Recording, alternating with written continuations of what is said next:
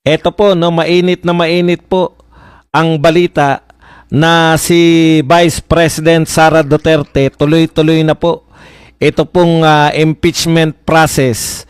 Ngayong araw na to, ay ito po yung unang araw na maaari tapos na po yung tinatawag nating 1-year bar rule, no? February 6 po, formal na pong natapos ito pong 1-year bar rule na hindi po pwedeng sampahan ng impeachment si Vice President Sara Duterte. Mula po ngayong araw na to, pwede na pong sampahan, no? Na ang ngayon po ay naipasa na ni General Secretary ng House of Representatives Cheloy Guerapil ang lahat po o yung dalawang nagpasa ng impeachment complaint laban po sa ating pangalawang Pangulo si Vice President Sara Duterte. So nakay speaker din na po to at magsisimula po yung tinatawag nating another 1-year bar rule. Pagka po si Speaker D ay ipinasa na po ito sa Committee on Justice. Okay. Yan po ang latest, no? May dalawa po tayong impeachment na kasalukuyan pong nasa kamay na po ni Speaker D. So dahil Biyernes na po, malamang yan next week na natin marinig. Kung may hahabol pa, mukhang meron pang tinatawag tayong third impeachment, kaya pa namang mahabol hanggat hindi pa po na ipapasa ni Speaker D. So talagang itong mga nauna na to, yung Makabayan Bloc at yung mga aligned with Liberal Party, talagang inunahan po nila, no, yung lahat ng posible na magpasa. Matagal na nilang balak to, matagal na naghihintay yan ng February 6. Ngayon po ay mukhang makakamta na nila. Okay, ano po ba mga inireklamo nila? Okay. So ito po yung sa first submission, ang nag-submit po nito yung Makabayan Bloc. Ayan. At ito po ay inendorso ng mga congressman mula rin po sa Makabayan Group, ACT Teachers Party List, Antonio Tino at siyempre si Sara Ilago na dating Kabataan Party List na ngayon po ay, kung di ako nagkakamali, ay sa Gabriela na siya. Yung kanilang pangunahing bintang, no, sa ating pangalawang Pangulo, una, abuse of discretionary powers, allegedly, gross abuse of power regarding 612.5 million in confidential funds for the OBP and DepEd from late 2022 to mid-2023. Ayan po, no? Hindi po maliit na pera yan, pero ganyan po lang, napakaliit po niyan kumpara po sa mga magnanakaw sa flood control, di ba? Wala pa pong 1 billion. In fact, yung sinasabi nila na yan, wala pa po sa kalingkingan ng isang ghost project. Pero masyado po silang concern sa Vice President kahit wala po silang pakialam sa mga magnanakaw, totoong nagnakaw ng pondo ng taong bayan. Kasi hindi po sila nananawagan ng pagpapatuloy ng investigasyon. Wala po silang pakialam sa mga totoong magnanakaw. Bakit po sila may pakialam kay Vice President Sara Duterte? Kasi ang hangad po ng lahat na ang hangad po ng lahat ng papile po ng impeachment laban kay BP Sara ay power. Alam po ng lahat ng tao na ang pinakamalaking hadlang para sila makakamit ng kapangyarihan ay si BP Sara Duterte. Ikalawa, disregard for transparency. Akalain po ninyo. Kakaso-kaso pala yun, yung making a mockery of the audit process by allegedly ordering subordinates to fabricate liquidation reports and use falsification documents for the Commission on Audit. Yung Makabayan Black po, sinasabi po nila na nandaya, no? Nag-fabricate ng nameke ng mga reports, liquidation reports. Tapos gumamit ng mga peking dokumento para sa COA. Alam po ninyo, uulitin ko na naman to. Yung COA po, kumbaga,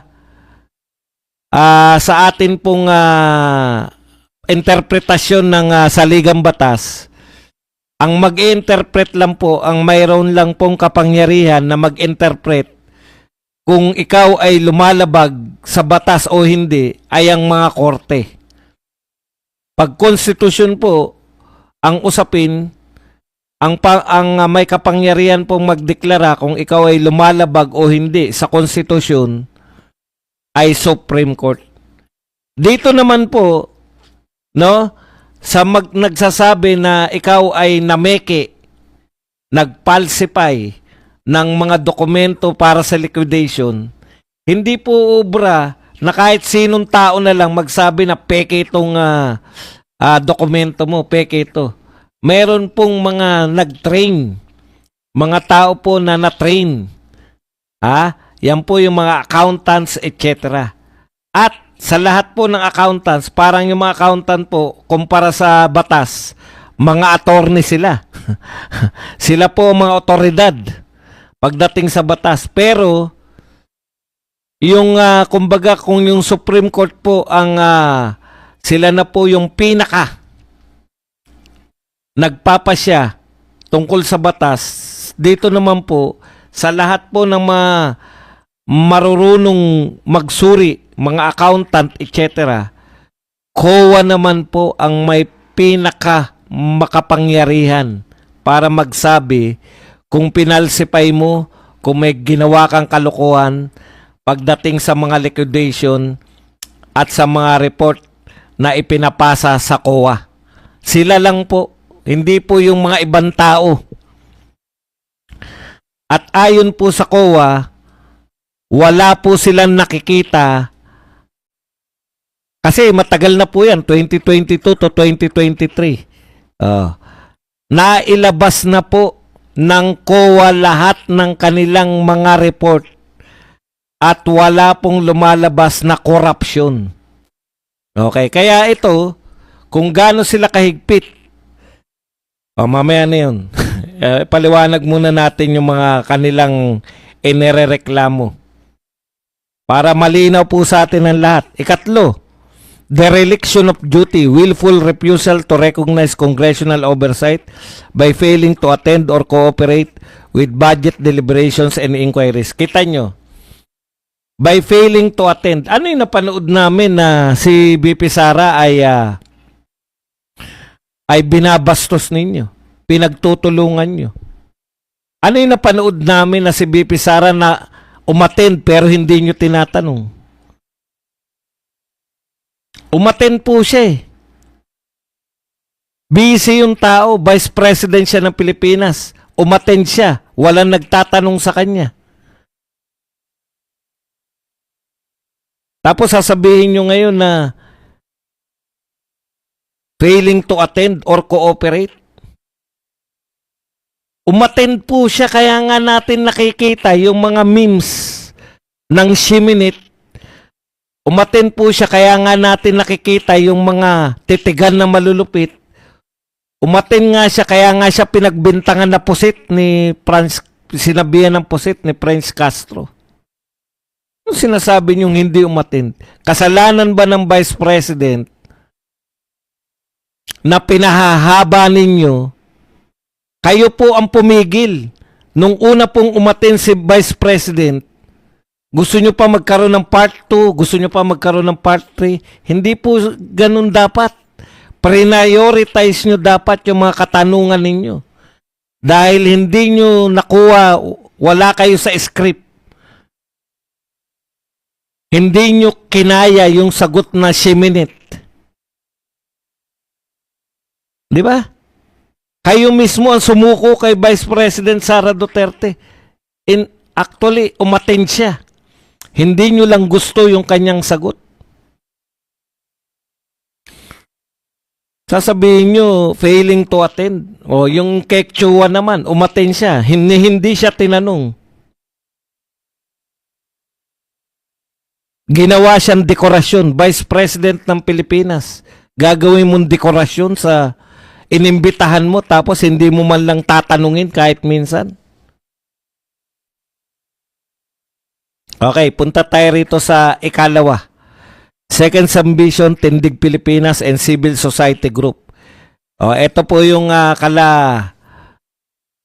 Laila de Lima, Serdanya, tsaka yung apo ni Cory. Assassination threats. Publicly admitting to contracting as an assassin to target President Ferdinand Marcos Jr., the First Lady and the House Speaker in the event of her own death. Imagine. Ang linaw pati sa reklamo nyo. Patay na ba si BP Sara?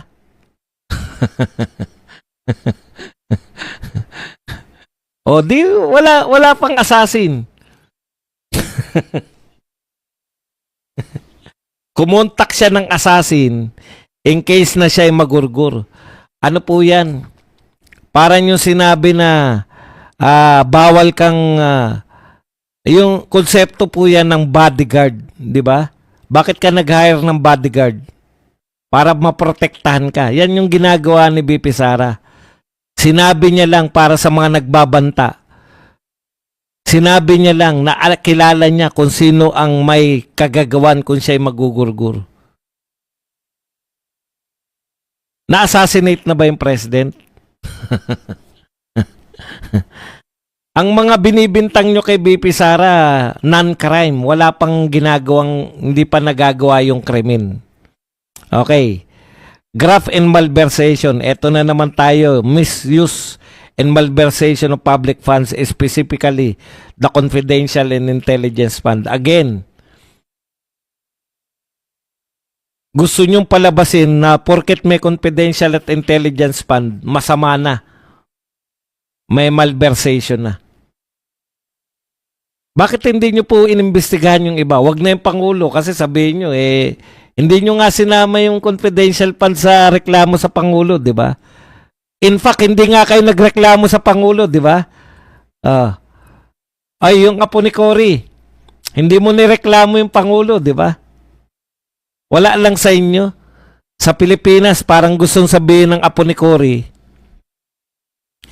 sa Pilipinas, pwede po kayo magnakaw, hindi po namin papansinin. Pwede po kayo magpatayo ng mga flood control na nagiging dahilan ng kamatayan ng tao, kamatayan ng maraming Pilipino. Okay lang po sa aming mga Aquino. Okay lang sa aming apo ni Cory. Okay lang sa aming mga kamag-anak ng Dilawan at Kakamping.